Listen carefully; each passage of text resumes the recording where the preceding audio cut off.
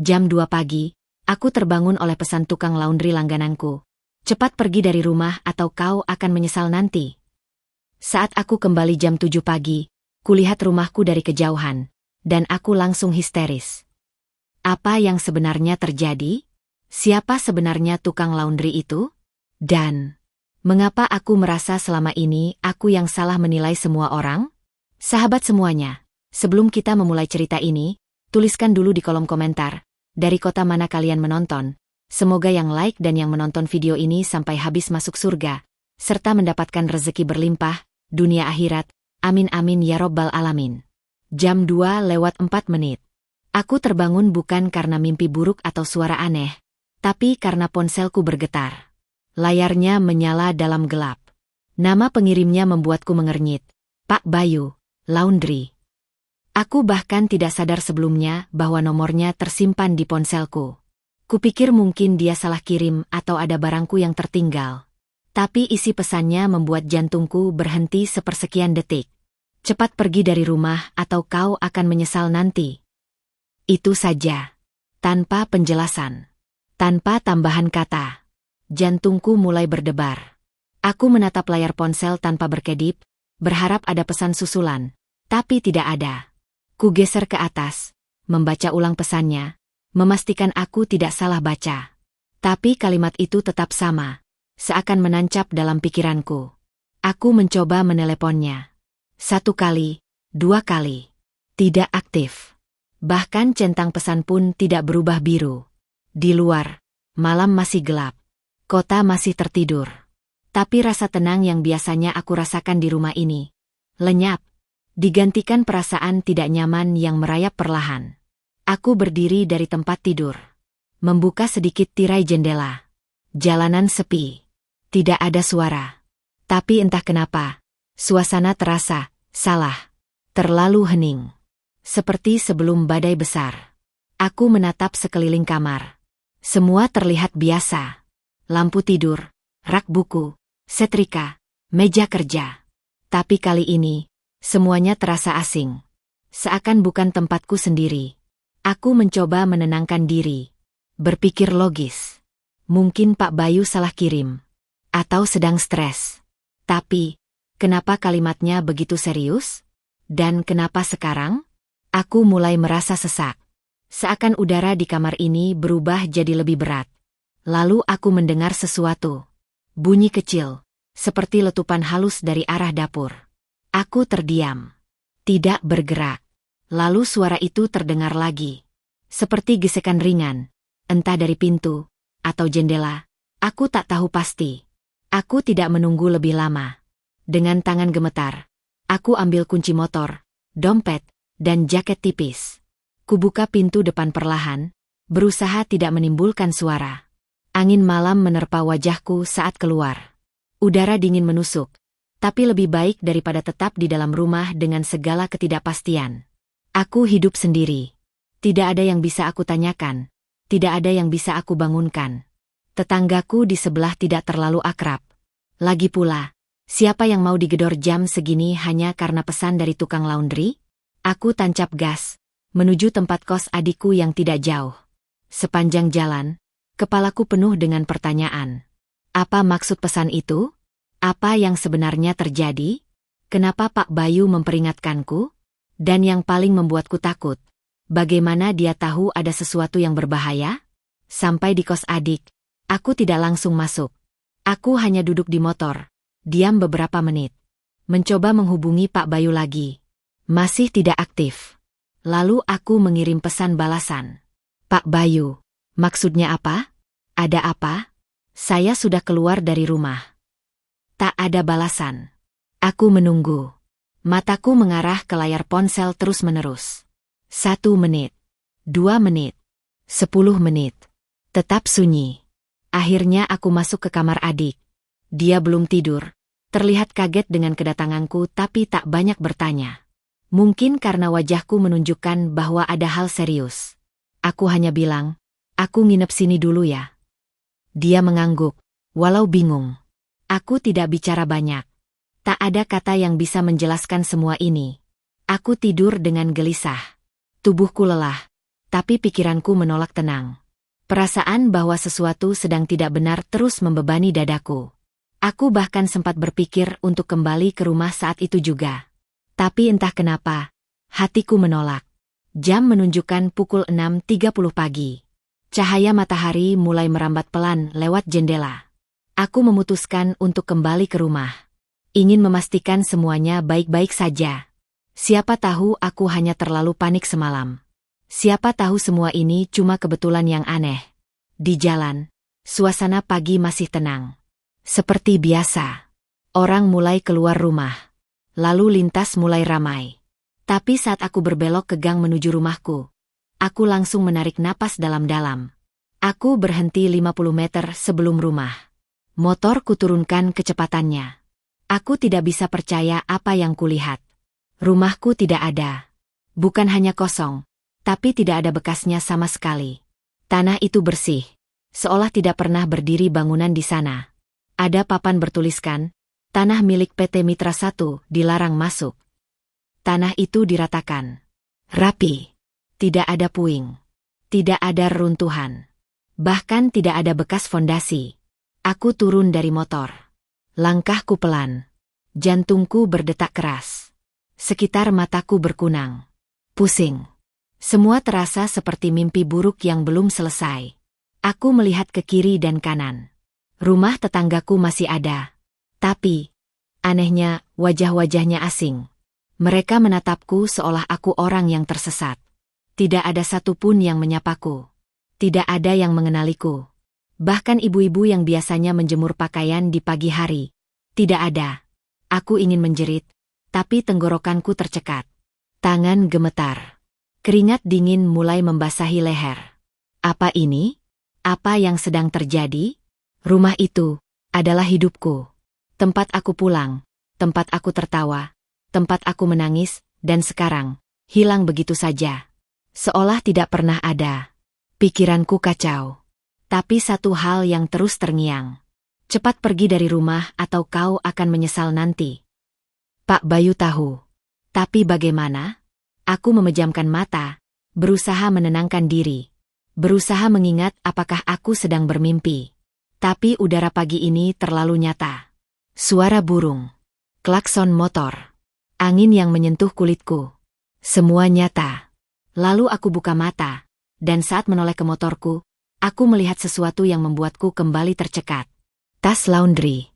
Terselip rapi di jok belakang. Dengan label yang jelas. Bayu Laundry, Express Service.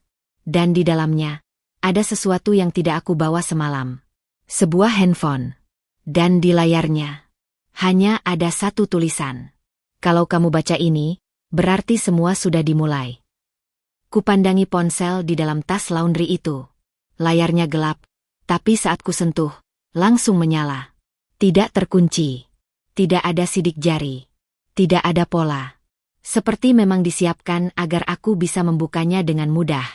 Hanya ada satu aplikasi yang terbuka otomatis. Note. Isinya singkat. Jangan percaya siapapun. Segera ke laundry. Tanganku gemetar. Pikiran masih kabur. Tapi pesan itu membuatku menoleh ke belakang. Menatap lahan kosong tempat rumahku berdiri kemarin. Masih tidak masuk akal. Selama bertahun-tahun aku tinggal di sana. Aku tidur di kamarku. Menyimpan pakaian di lemari, menyimpan dokumen di laci, bahkan baru kemarin aku menyapu halaman. Tidak mungkin semua itu hilang begitu saja. Aku mulai berjalan ke arah tanah kosong itu, berharap mungkin ada sesuatu yang tertinggal. Tapi tidak ada. Bukan cuma rumahku yang hilang, jejak bahwa rumah itu pernah ada pun tak terlihat. Tidak ada retakan di tanah, tidak ada pecahan kaca, tidak ada puing kayu. Bahkan tetangga sebelahku, rumah Pak Jono yang biasanya memutar radio pagi-pagi, kini tampak berbeda. Rumahnya lebih baru. Temboknya dicat ulang. Aku menatap ke arah terasnya, berharap melihat Pak Jono duduk di bangku seperti biasa, menyapa dengan senyum lelah. Tapi orang yang duduk di sana bukan dia. Lelaki itu lebih muda. Tak mengenalku. Aku memberanikan diri mendekat, menunduk sedikit. Permisi, Pak, saya mau tanya. Rumah sebelah sini kemana ya? Harusnya ada rumah saya di situ. Kataku pelan. Dia menatapku bingung. Rumah? Sejak saya pindah 2 tahun lalu, tanah itu memang kosong, Mas. Kayaknya memang belum pernah dibangun. Aku tersentak. 2 tahun lalu. Dia mengangguk yakin. Iya. Saya dari awal tinggal di sini. Tanah itu kosong. Kadang ada orang yang nyari-nyari alamat. Tapi pas dikasih tahu nggak pernah ada rumah, mereka pergi. Kepalaku berdenyut. Aku berterima kasih seadanya lalu mundur. Mulutku kering. Nafas mulai memburu. Semua ini terlalu aneh. Apa aku sedang dihukum? Dikhianati? Atau ini semua bagian dari permainan yang tidak aku pahami? Aku kembali ke motorku, membuka kembali ponsel yang kutemukan. Tidak ada kontak tersimpan. Tidak ada aplikasi lain. Hanya galeri kosong dan satu catatan pendek tadi. Segera ke laundry. Aku tidak tahu harus percaya atau tidak. Tapi aku tidak punya pilihan. Semua yang selama ini ku kenal, lenyap. Jika ada satu-satunya benang merah yang bisa kuikuti, ya hanya ini. Perjalanan ke tempat laundry Pak Bayu tidak lama. Sekitar 15 menit dari rumah. Tapi perjalanan kali ini terasa berbeda. Jalanan yang biasa kulalui kini terasa seperti lorong asing. Setiap tikungan tampak lebih sunyi. Setiap lampu merah terasa lebih lama. Aku tiba di lokasi jam 8.20. Biasanya jam segini tempat laundry sudah buka, mesin cuci berdengung, dan ada suara ibu-ibu ngobrol sambil menunggu pakaian. Tapi pagi ini, tempatnya tidak ada. Yang ada hanya sebidang ruko kosong. Pelang nama di atasnya pudar. Jendelanya ditutup koran. Seolah-olah tempat itu sudah lama tidak digunakan. Aku berdiri di depan pintunya, mencoba mengintip dari sela kaca. Gelap. Tak terlihat apapun di dalam. Ku tengok kanan kiri. Ruko di sebelahnya masih aktif. Toko plastik dan warung sembako. Aku masuk ke toko plastik, menyapa bapak penjaganya. Pak, mau tanya, yang sebelah ini dulu kan tempat laundry ya? Bapak itu menatapku, lalu menggeleng. Sejak saya buka di sini, tempat itu nggak pernah dipakai. Dulunya katanya sempat mau disewa, tapi nggak jadi-jadi. Bapak buka toko dari kapan? 5 tahun lalu, Mas. Tubuhku melemas. 5 tahun? Aku keluar dari toko itu perlahan, kembali berdiri di depan ruko kosong. Menatap pintunya lama. Aku tahu benar di sini tempat Pak Bayu mencuci. Aku pernah duduk di kursi plastiknya. Pernah ambil baju yang masih hangat dari pengeringnya. Tapi sekarang, semua itu seperti ilusi. Apa aku salah ingat? Apa aku yang gila? Aku terduduk di trotoar. Orang-orang lewat. Tidak ada yang memperhatikan. Dunia terus berjalan. Tapi buatku, semuanya hancur. Aku memejamkan mata, mencoba mengingat satu persatu hal tentang Pak Bayu. Wajahnya, suaranya, kebiasaannya menandai laundry dengan stiker kecil warna merah. Semua itu nyata. Aku yakin. Air mataku hampir menetes karena bingung, marah, dan takut bercampur menjadi satu. Aku tidak tahu kepada siapa harus minta tolong. Bahkan adikku pun tidak tahu apa-apa soal ini. Dia jarang ke rumah. Kami tidak begitu dekat sejak kuliah. Aku berdiri kembali. Dengan sisa tenaga, aku dekati pintu ruko. Ku coba gagangnya. Terkunci. Tapi saat aku mengintip lebih dekat, ada seberkas cahaya kecil dari dalam. Seperti pantulan kaca. Dan di bawah pintu, seperti ada kertas terlipat terselip keluar. Aku jongkok. Menariknya perlahan. Tulisannya dengan spidol hitam. Tulisan tangan yang ku kenal. Kalau kau sudah di sini, berarti waktunya sudah hampir habis. Jangan percaya apapun yang pernah kau lihat. Semua yang hilang, bukan karena lupa, tapi karena disengaja. Aku menatap kertas itu dengan tangan bergetar. Tidak ada tanda tangan. Tidak ada petunjuk lebih. Tapi satu hal pasti, seseorang sedang menarikku masuk ke dalam sesuatu yang besar dan berbahaya. Aku menarik napas dalam-dalam. Wajahku basah oleh keringat dingin. Aku berusaha berdiri tegak, walau lututku lemas. Kalau rumahku bisa hilang tanpa jejak, dan orang-orang di sekitarku bertingkah seolah itu tidak pernah ada, berarti ada kekuatan lain yang bekerja di luar logika. Aku menatap langit pagi yang mulai cerah. Dalam hati, aku hanya bisa berkata, Allah, kalau ini ujian, beri aku petunjuk. Karena aku benar-benar kehilangan arah. Dan saat itu juga, ponsel dari tas laundry bergetar pelan. Satu pesan masuk. Tanpa nama pengirim. Sekarang saatnya kau tahu, siapa dirimu sebenarnya. Pesan itu terpampang jelas di layar ponsel. Sekarang saatnya kau tahu, siapa dirimu sebenarnya. Tanganku berkeringat. Tenggorokanku kering. Aku berdiri diam di depan ruko kosong tempat laundry itu pernah berdiri. Atau seharusnya pernah berdiri. Tapi semua ini terlalu membingungkan. Terlalu menyakitkan untuk dipahami. Aku mengusap wajahku perlahan, mencoba menenangkan diri. Tapi tidak berhasil. Yang kupikirkan hanya satu, kalau semua ini benar, kalau memang aku sedang dijauhkan dari sesuatu, maka ada yang mencoba menghapus aku dari dunia ini. Perlahan, diam-diam, aku kembali duduk di trotoar. Mataku menatap ke depan, tapi pikiranku terlempar ke belakang. Ke rumah. Ke tempat itu. Ke masa-masa ketika aku percaya semuanya stabil. Kutatap lagi ponsel misterius itu. Kubuka kembali galeri. Kosong. Inbox? Tidak ada pesan lain. Semuanya seolah dibersihkan. Hanya pesan-pesan yang memang diatur untuk kulihat. Selebihnya, sunyi. Kucoba mencari koneksi internet. Tidak bisa. Ponsel itu tidak menangkap sinyal apapun. Tapi tetap menyala. Tetap bisa digunakan. Anehnya, seolah hanya hidup untuk satu tujuan, menyampaikan informasi padaku. Aku berdiri. Kaki mulai lemas karena dari tadi tak berpindah tempat. Aku harus pulang. Tidak, aku tidak punya rumah lagi. Otomatis arah kakiku menuju ke tempat kos adikku. Di kamar adik, aku hanya duduk mematung. Ia sempat bertanya, tapi aku hanya jawab singkat. Ada yang aneh sama rumahku. Dia pikir itu maksudnya kebocoran, maling, atau semacamnya. Aku tidak tahu harus menjelaskannya dari mana. Lagi pula, aku sendiri pun belum benar-benar mengerti apa yang sedang terjadi. Aku akhirnya membuka laptopku.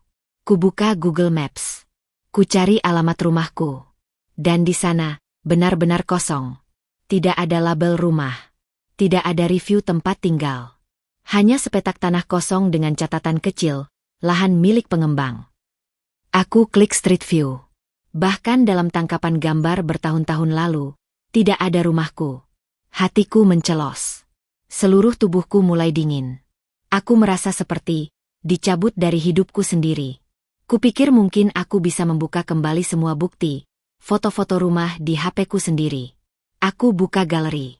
Satu persatu kulihat. Tapi tak ada satupun foto rumahku. Tidak ada selfie di ruang tamu. Tidak ada potret ulang tahun. Tidak ada jejak keberadaan tempat itu dalam dokumentasiku. Mataku mulai berkaca-kaca. Bukan cuma rumahku yang hilang, tapi juga sejarahku. Kucoba membuka email. Ku ketik, Bayu Laundry. Tidak ada hasil. Padahal aku yakin sering berkomunikasi dengannya, terutama untuk tagihan atau pengambilan laundry. Bahkan kupikir aku pernah menyimpan nomor rekeningnya saat aku transfer beberapa bulan lalu. Semua hilang. Bukan hanya rumah. Semua jejak hidupku seperti terhapus perlahan. Kepalaku panas.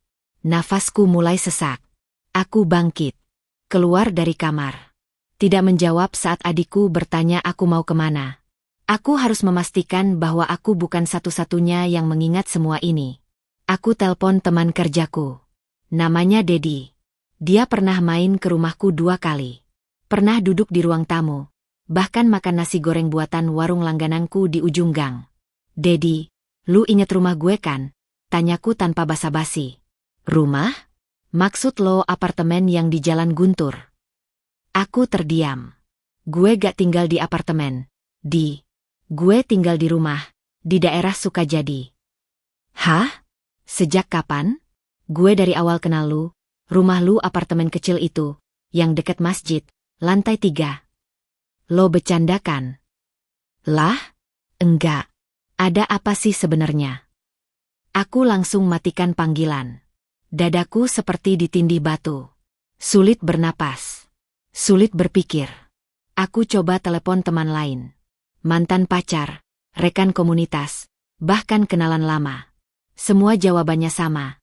Aku tinggal di apartemen kecil, bukan rumah. Tidak satu pun yang ingat rumah yang selama ini kutinggali. Aku berlari kecil menuju halte terdekat. Duduk. Kepalaku tertunduk. Kalau semua orang ingatku tinggal di tempat yang bukan kenyataan versiku, lalu yang mana yang benar? Ingatan mereka? Atau ingatanku? Dan kalau mereka semua tidak salah, berarti aku yang keliru? Atau lebih buruk, aku yang sedang direkayasa untuk melupakan. Aku ambil nafas panjang. Mataku mulai terasa berat. Tapi aku tahu aku tidak boleh tidur sekarang. Bukan karena takut mimpi buruk. Tapi karena, kalau aku tidur, aku takut bangun sebagai orang lain. Dan tepat saat aku hampir menutup mata, ponsel itu menyala lagi. Pesan masuk. Kalau kau ingin melihat satu bukti terakhir, periksa jok motormu. Sekarang.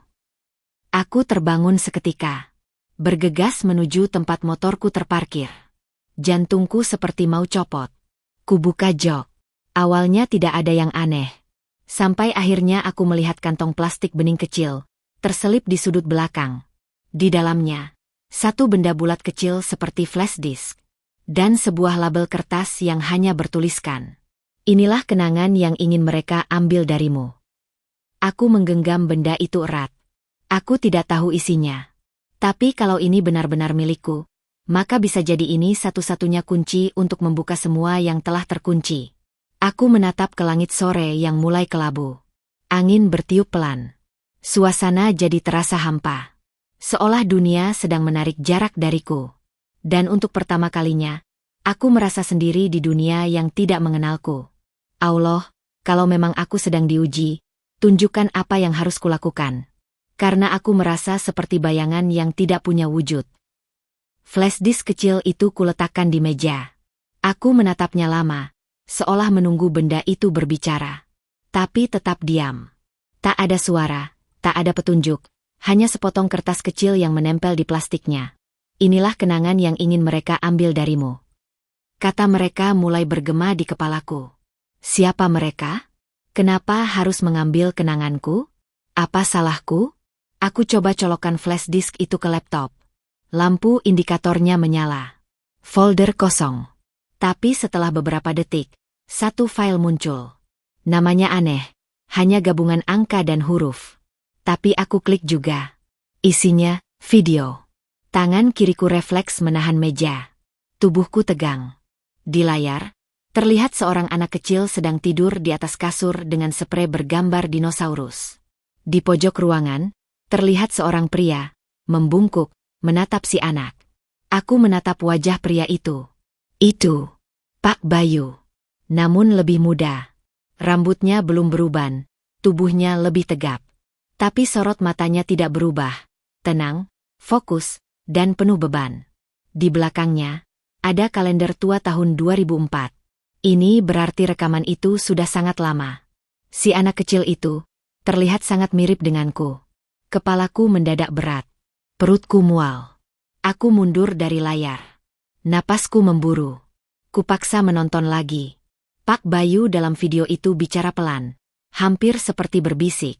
Kalau suatu hari kau lihat ini, artinya mereka gagal membuatmu lupa. Dan kau harus mulai mencari tahu sendiri. Karena aku tidak bisa melindungimu selamanya. Aku langsung jeda videonya. Tubuhku gemetar. Melindungi? Dari siapa? Aku berdiri. Kamar kos adikku terasa terlalu sempit. Aku keluar, berjalan cepat keluar gang. Butuh udara. Butuh ruang.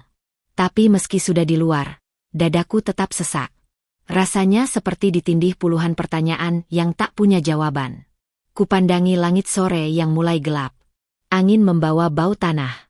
Entah kenapa, aku merasa sedang diawasi. Aku menoleh ke kanan dan kiri. Tidak ada siapa-siapa. Tapi rasa itu tak hilang. Kembali kupandangi ponsel misterius dari laundry itu. Di layar masih terpajang pesan terakhir. Sekarang saatnya kau tahu, siapa dirimu sebenarnya. Aku membuka bagian catatan. Kali ini, muncul baris tambahan. Koordinat, 67021, 1069853. Pergilah sendiri. Jangan percaya siapapun. Aku salin koordinat itu ke Google Maps. Titiknya menunjukkan sebuah lokasi di kawasan puncak. Lebih dari 2 jam perjalanan. Sebuah villa di tengah-tengah perbukitan. Kupandangi peta itu lama.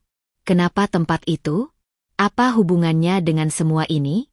Aku kembali ke kamar adik. Dia memperhatikanku dengan tatapan cemas. Tapi aku hanya bilang aku harus pergi sebentar. Urusan pekerjaan. Aku tak bisa menjelaskannya sekarang. Kalaupun aku coba, tidak akan masuk akal. Di dalam hati, aku berdoa diam-diam. Ya Allah, jika memang ada yang harus kutemukan, kuatkan aku. Aku sendirian. Tapi aku percaya Engkau tidak pernah meninggalkan. Perjalanan ke puncak dipenuhi diam. Motor menderu melawan angin sore. Udara makin dingin, dan langit mulai berubah abu. Tapi rasa di dalam dadaku lebih dingin daripada udara pegunungan. Rasa tidak tahu arah. Tidak tahu siapa yang harus dipercayai. Tidak tahu siapa diri sendiri. Setelah 2 jam lebih, aku sampai di lokasi. Jalan kecil yang menurun. Diapit pohon tinggi di kiri dan kanan. Sepi. Sunyi. Tidak ada rumah lain di sekitar. Satu bangunan tua berdiri di tengah lahan luas. Catnya mengelupas. Sebagian dindingnya ditumbuhi lumut. Tapi masih berdiri kokoh. Pagar kayunya terbuka sedikit. Seolah sudah menungguku. Aku matikan mesin motor. Langkahku pelan. Tanpa suara. Setiap derit tanah di bawah kakiku terdengar jelas. Jantungku berdetak makin kencang. Tanganku dingin. Saat aku menyentuh pintu villa, tidak terkunci. Daunnya berderit pelan saat terbuka. Di dalam, gelap. Tapi ada sinar samar dari jendela kecil. Debu menari di udara. Bau tua, lembab, dan usang langsung menyergap hidung. Tapi lebih dari itu, ada aroma yang tidak asing. Aroma masa lalu. Aku masuk lebih dalam. Di ruang tamu, tidak banyak perabot. Tapi di dinding, terpajang foto-foto. Banyak. Dalam bingkai, dalam clipping, dalam potongan kertas. Dan semuanya adalah aku. Aku berdiri kaku. Ada fotoku saat kecil. Saat remaja. Saat kuliah. Bahkan ada satu foto yang sangat baru. Aku sedang duduk di halte. Pagi tadi. Mataku membesar. Siapa yang ambil foto ini? Tanganku gemetar saat memegang salah satu bingkai. Ini mustahil. Aku tidak pernah ke tempat ini sebelumnya. Tapi kenapa semua kenanganku ada di sini? Aku lanjut berjalan ke ruangan sebelah. Di sudut ruangan, ada meja kecil. Di atasnya ada setumpuk kertas. Di antaranya, satu dokumen yang langsung menarik mataku. Surat wali anak, Raka Ardian. Itu namaku. Dan nama waliku. Bayu Pranoto. Tanganku melemas. Aku terduduk. Nafasku pendek. Semua itu bukan mimpi. Bukan halusinasi. Pak Bayu bukan cuma tukang laundry. Dia sudah ada di hidupku sejak kecil. Tapi kenapa dia sembunyi selama ini? Kenapa baru sekarang muncul? Dan kenapa aku sendiri tidak mengingat apapun? Di bawah surat itu, ada catatan tangan. Raka harus dijauhkan dari sistem sampai waktunya. Jika dia ingat, berarti waktunya sudah datang. Mataku mulai panas. Ini bukan sekadar hilangnya rumah. Ini bukan sekadar tukang laundry misterius. Ini soal hidupku yang bukan milikku lagi. Dan malam ini, aku tak yakin siapa aku sebenarnya. Aku masih terduduk di lantai villa tua itu. Di depan mataku, selembar dokumen berisi informasi yang belum bisa kuterima sepenuhnya. Nama lengkapku tertulis jelas di sana. Raka Ardian. Tapi yang membuat tanganku gemetar bukan namaku, melainkan nama wali yang tercantum di bawahnya, Bayu Pranoto. Satu nama yang selama ini kukenal sebagai tukang laundry langgananku. Seseorang yang kupikir hanya sekadar menyetrika bajuku dan memberi diskon tiap hari Minggu. Tapi kenyataannya, dia telah menyimpan bagian dari hidupku yang bahkan aku sendiri tak ingat. Aku menatap dinding di sekitarku. Foto-foto masa kecilku. Raut wajahku saat berusia 4 atau 5 tahun. Aku memakai baju tidur dengan gambar kura-kura. Duduk di pangkuan seseorang yang wajahnya kini tampak akrab. Pak Bayu. Tapi aku tidak ingat semua itu. Otakku seperti kosong di bagian itu. Kabur. Seolah ada ruang besar di masa kecilku yang selama ini aku anggap tidak penting. Padahal justru menyimpan sesuatu yang seharusnya tak pernah terlupakan. Aku beranjak pelan. Langkah kakiku berat. Kulihat lagi setiap foto. Setiap potongan kertas. Ada catatan kecil tertempel di sudut dinding. Aku tarik pelan. Raka harus dijauhkan sementara dari sistem. Trauma terlalu dalam. Jika memori kembali, jangan biarkan dia sendirian. Aku membaca kalimat itu berulang-ulang. Sistem? Trauma? Dijauhkan? Seketika aku merinding. Bukan karena dinginnya udara pegunungan, tapi karena kesadaran yang mulai menyatu perlahan. Aku sedang dikembalikan ke hidup lamaku. Bukan diperkenalkan pada kehidupan baru. Tapi pertanyaannya, kenapa aku dilupakan dari hidupku sendiri? Tanganku menyentuh rak kecil di pojok ruangan. Di atasnya ada sebuah kotak kayu, cukup tua dan berdebu. Perlahan kubuka. Isinya, benda-benda kecil yang asing sekaligus familiar. Mainan mobil-mobilan, sepatu bayi, dan sepotong kain selimut dengan bordir inisial, RA. Aku duduk lemas. Air mataku mulai menggenang. Bukan karena sedih, tapi karena rasa sesak yang tak bisa dijelaskan. Aku seperti sedang mengubur diriku sendiri, atau menggali kuburan kenangan yang sudah terlalu lama ditimbun oleh kebohongan. Lalu aku melihat sesuatu di lantai dekat kursi tua. Sebuah album foto berdebu. Aku membukanya perlahan. Lembar demi lembar menunjukkan kehidupan masa kecil yang tak pernah kuingat. Aku di taman, aku di pesta ulang tahun kecil. Aku sedang belajar naik sepeda dengan bantuan seseorang. Lagi-lagi Pak Bayu. Senyumnya di semua foto itu, bukan senyum seorang tukang laundry. Tapi senyum seseorang yang menjaga, mengasuh, menyayangi. Tapi kenapa semua ini disembunyikan? Apa yang sebenarnya terjadi pada masa kecilku? Aku menatap satu foto di halaman terakhir. Aku dan kedua orang tuaku. Wajah mereka kabur di ingatanku. Tapi ada rasa hangat yang muncul hanya dengan menatapnya. Mereka tersenyum. Tapi di belakang mereka, ada sesosok pria berseragam hitam berdiri. Jauh di latar. Tapi entah kenapa, sosok itu membuat bulu kuduku berdiri. Aku coba mengintip balik foto itu. Ada tulisan tangan samar. 3 hari sebelum semuanya berubah. Tanganku bergetar. Segalanya berubah, tapi aku tidak tahu apa yang sebenarnya berubah. Aku tutup album itu cepat. Dadaku seperti ditusuk dari dalam. Aku berdiri, menahan napas beberapa detik. Kemudian aku berjalan keluar villa, berdiri di teras. Udara malam sudah menyelimuti, tapi tak ada bintang. Hanya dingin dan keheningan. Di kejauhan, lampu jalan menyala satu-satu. Suaranya berdesing pelan, seolah memberiku waktu untuk berpikir. Aku mulai sadar, bukan hanya rumahku yang hilang, tapi diriku juga ikut hilang sedikit demi sedikit. Aku menatap langit, dan tanpa sadar berbisik, "Ya Allah, apa aku benar-benar pernah jadi anak kecil yang bahagia? Atau semua ini cuma cerita orang lain yang disisipkan dalam hidupku?" Seketika aku ingat sesuatu. Aku punya satu koper tua di tempat kos adikku. Isinya barang-barang lama. Aku bahkan belum membukanya sejak pindah dari rumah. Koper itu, sejak dulu seperti tidak penting. Tapi sekarang, mungkin di sanalah jawabannya. Dengan cepat aku kembali ke motor dan tancap gas, turun dari villa.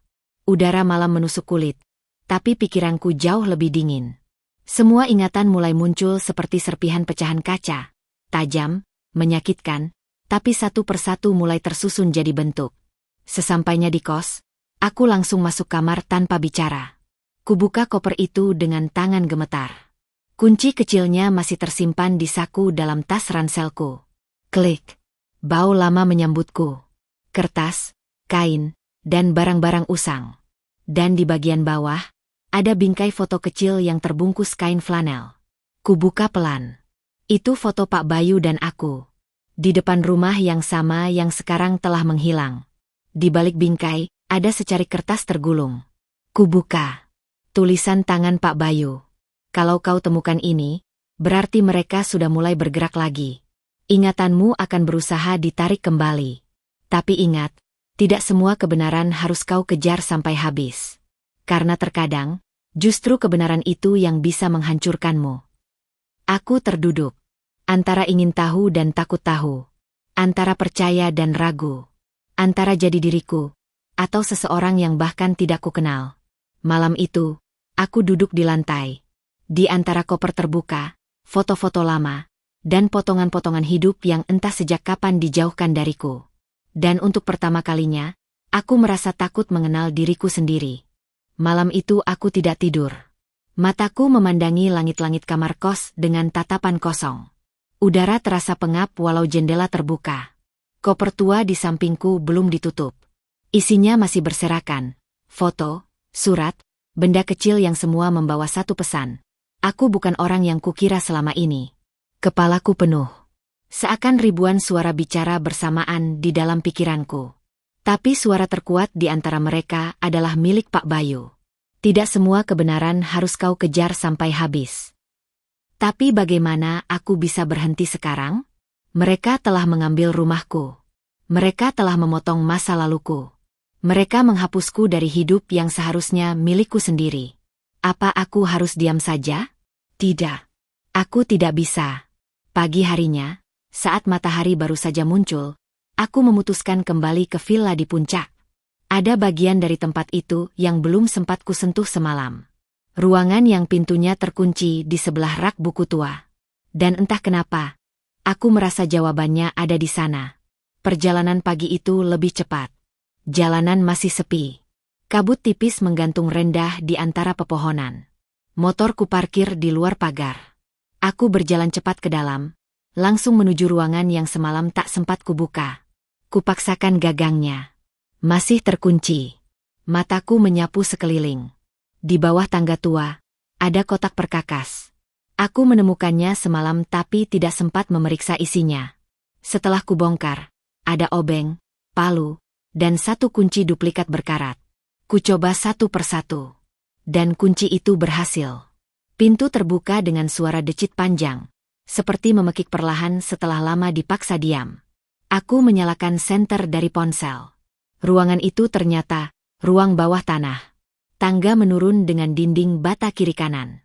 Langkahku pelan, penuh ragu, tapi tubuhku seperti ditarik oleh sesuatu yang tak bisa kuhindari.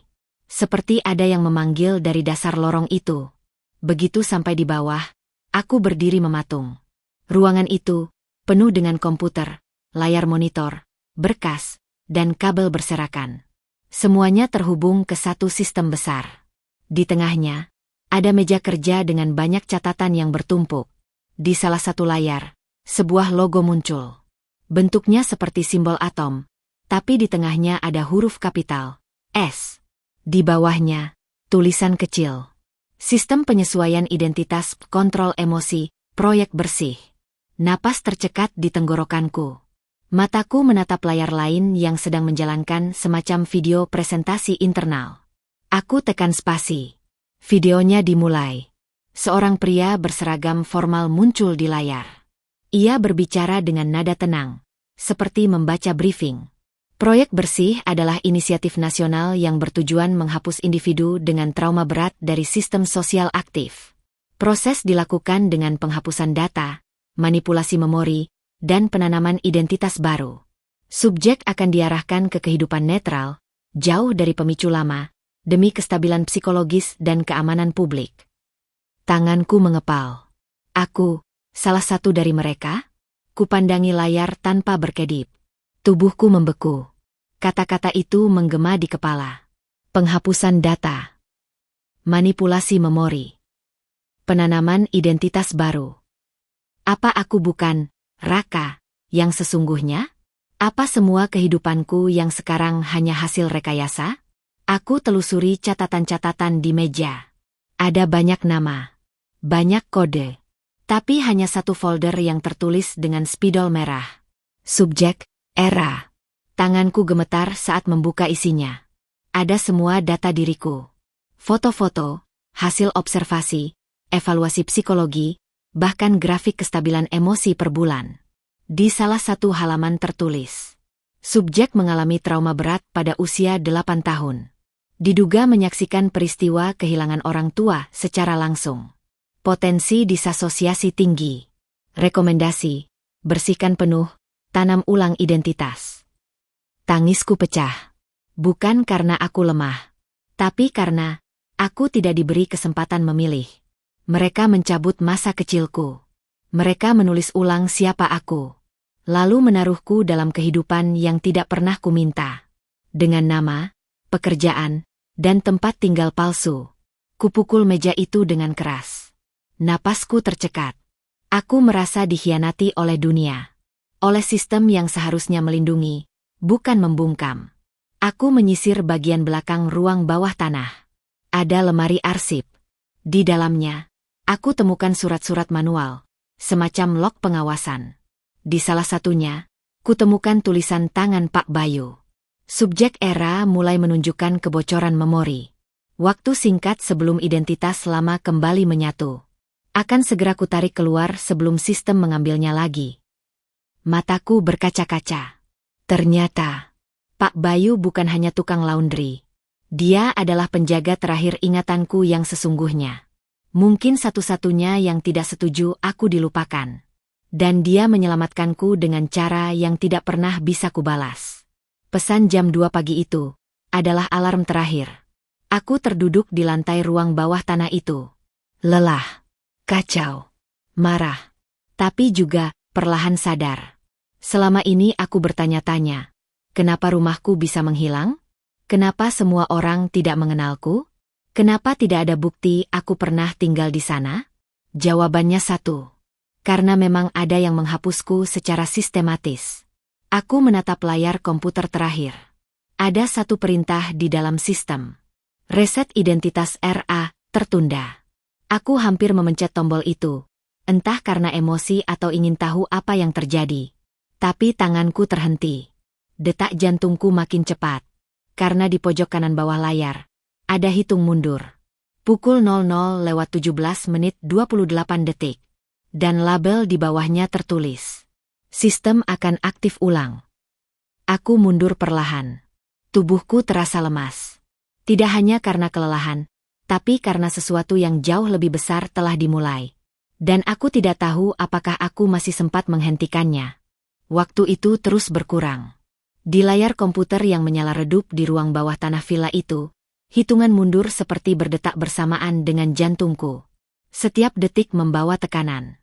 Bukan cuma pada tubuhku, tapi juga pada kesadaranku yang mulai goyah. Aku ingin berhenti berpikir. Tapi suara dalam kepalaku menolak diam. Apa yang terjadi jika hitungan itu sampai 0? Apakah aku akan dilenyapkan lagi? Apakah semua yang sudah kuingat akan ditarik kembali? Tanganku menekan sisi meja keras-keras. Aku harus bertindak. Harus memutuskan. Tapi tidak ada petunjuk apapun di ruangan itu yang bisa memberitahuku apa sebenarnya yang akan terjadi saat sistem aktif ulang. Pikiranku melayang ke Pak Bayu.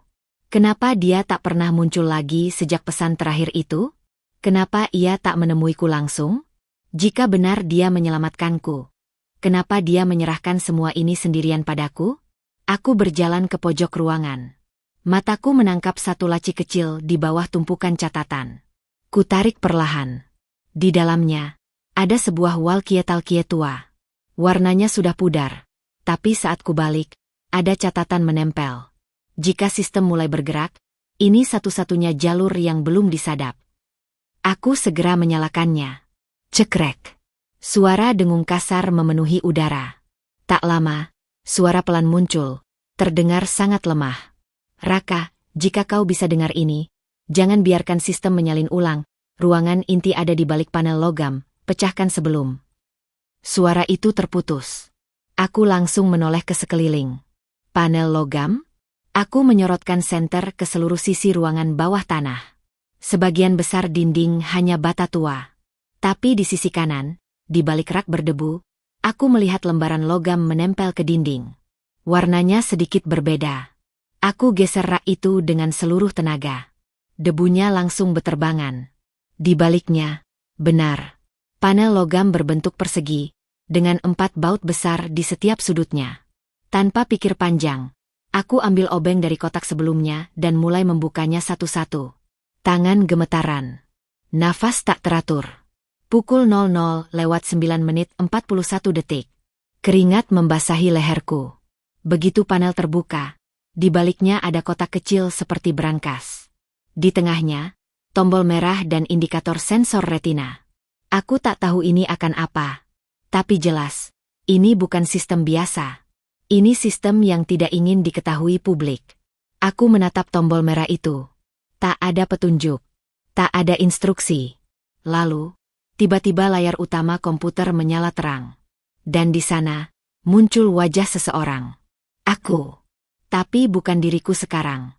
Bukan seperti aku melihat di cermin tiap hari. Versi itu, lebih muda. Rambut lebih panjang. Dan sorot matanya, kosong. Selamat datang kembali, Era. Sistem mengenali keberadaan identitas lama. Proses penarikan memori akan dimulai. Tubuhku gemetar. Aku melangkah mundur.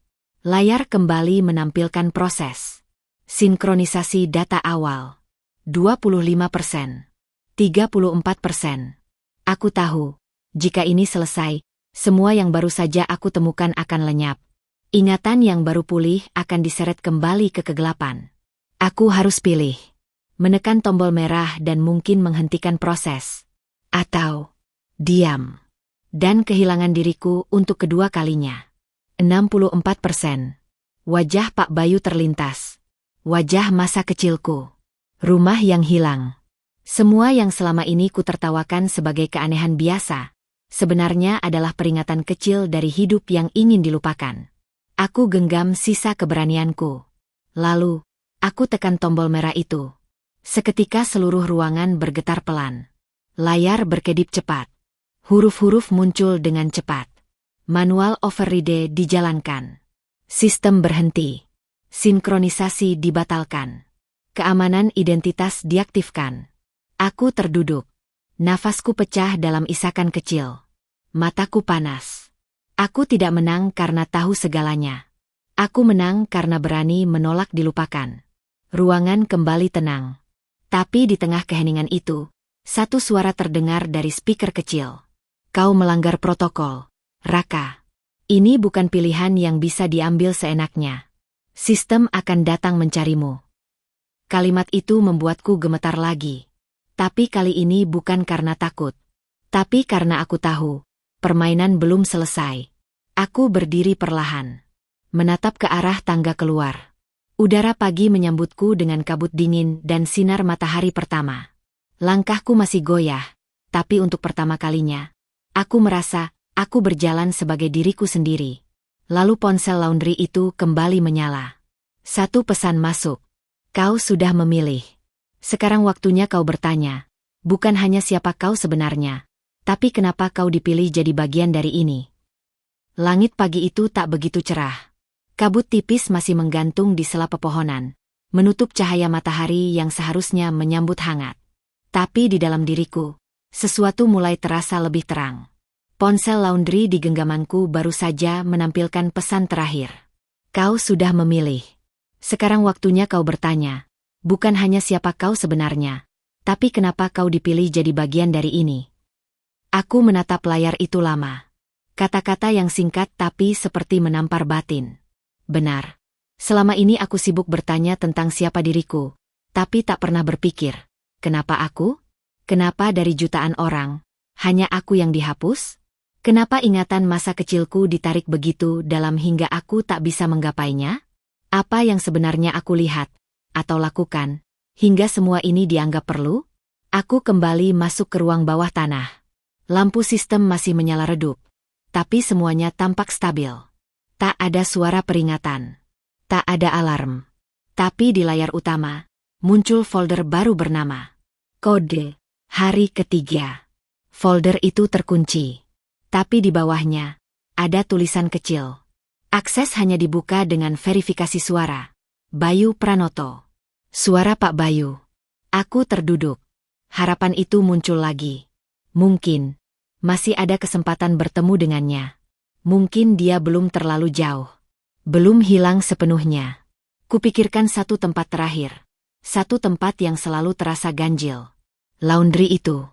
Meski semua orang mengaku tempat itu kosong, Aku tahu di sanalah segalanya dimulai. Di sanalah nama Bayu muncul dalam hidupku dengan wajah yang tidak berubah meski waktu berjalan. Aku kembali ke kota. Jalanan mulai ramai. Orang-orang mulai hidup seperti biasa. Tak ada yang tahu bahwa di tengah keramaian itu, ada satu orang yang baru saja menghentikan sistem yang nyaris mengambil ulang hidupnya. Saat sampai di depan ruko itu, aku kembali berdiri di posisi yang sama seperti hari-hari sebelumnya. Bangunan itu tetap tertutup rapat, seperti tidak pernah digunakan. Tapi kali ini, aku tidak hanya melihat dari luar. Kubuka pintu pagar kecilnya dengan paksa. Tidak ada yang menghalangi. Kutarik daun pintunya perlahan. Masih terkunci. Tapi di bawah keset, aku temukan kunci kecil berkarat. Seolah sudah disiapkan untukku. Pintu terbuka. Aroma sabun dan pewangi pakaian menyambut, samar tapi nyata. Di dalamnya, tak ada mesin laundry. Hanya ruangan kosong dengan lantai bersih, dan di sudut, satu meja kecil. Dan di atas meja itu, Pak Bayu. Duduk. Menunduk. Aku tercekat. Langkahku melambat. Aku tidak tahu harus berkata apa. Di dadaku, ada rindu, amarah, bingung, sekaligus syukur. Dia menatapku. Matanya teduh, tapi lelah. Akhirnya kau datang juga. Suara itu. Suara yang selalu sopan tiap aku minta laundry satu hari jadi. Tapi kini, suaranya membawa rasa yang berbeda.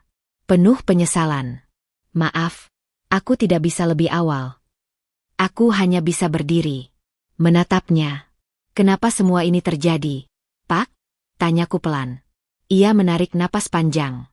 Tangannya menggenggam secangkir kopi dingin yang mungkin sudah tak tersentuh semalaman. Karena kau melihat sesuatu yang tak seharusnya dilihat. Hari itu, saat usia 8, orang tuamu sedang dalam pengawasan. Mereka tahu terlalu banyak soal proyek ini.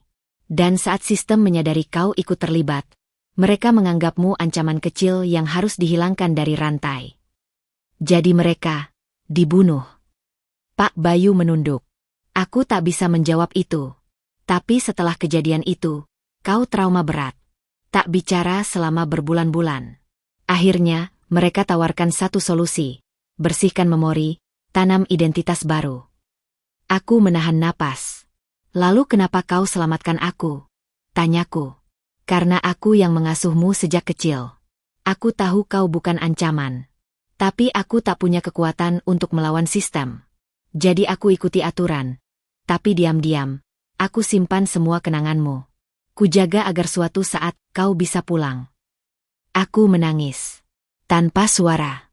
Air mata jatuh tanpa sempat kutahan. Semua yang selama ini terasa kabur, kini menemukan bentuknya. Dingin. Tapi nyata. Pak Bayu berdiri, menghampiriku perlahan. Sekarang, sistem tahu kau sudah ingat. Dan mereka mungkin akan mencoba menghapusmu lagi. Tapi kali ini, kau tak sendiri.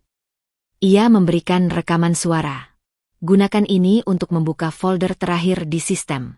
Semua jawabannya ada di sana. Lalu setelah itu, kau bisa memilih. Mau terus hidup dalam kebenaran, atau kembali ke hidup yang aman, tanpa semua beban ini. Aku menatap matanya lama. Kalau harus memilih, aku pilih hidup sebagai diriku yang utuh. Walau penuh luka. Pak Bayu tersenyum kecil. Kau sudah jauh lebih kuat dari yang pernah kupikirkan, Raka. Dia menepuk bahuku. Sekarang pergi. Sistem akan datang. Aku kembali ke villa. Lari. Tak menoleh. Tidak membawa apapun selain flash disk kecil berisi rekaman suara itu. Sampai di ruang bawah tanah, kukolaborasikan suara Pak Bayu ke sistem. Folder terbuka. Dan di sana, terungkap segalanya. Nama-nama lain yang dihapus. Proyek-proyek serupa. Dan daftar orang yang diamankan oleh sistem. Termasuk orang tuaku. Hari itu, aku tidak lagi jadi Raka yang kemarin. Bukan juga korban. Aku adalah seseorang yang pernah dihapus, tapi berhasil kembali. Dan aku tahu, tugasku belum selesai.